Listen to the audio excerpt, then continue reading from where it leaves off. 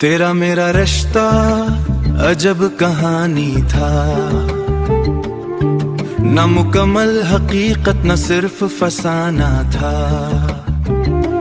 दो दिल की धड़कन का संगम भी था और बिछड़ने का खामोश सा मौसम भी था।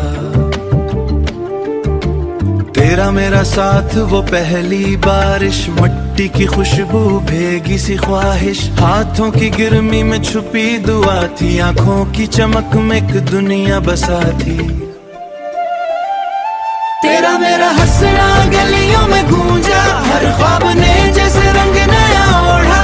चांद भी को देख के रुकता था, सितारों का गाड़ के झुकता था, सितारों का काफिला के झुकता था।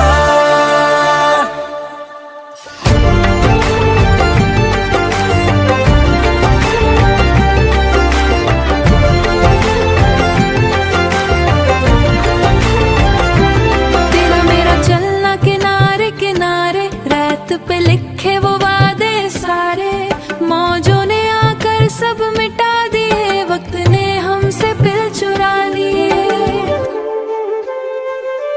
तेरा मेरा मिलना नसीबों का खेला, दिल की बस्ती में खुशियों का मेला, पर किस्मत ने एक मोड़ दुखाया और हमने तन्हा सफर अपनाया। तेरा मेरा झगड़ना भी प्यारा था, रूठ के मान जाना सहारा था। लफ्ज कभी तलख भी हो जाते थे, आंसू जल्दी थम जाते थे।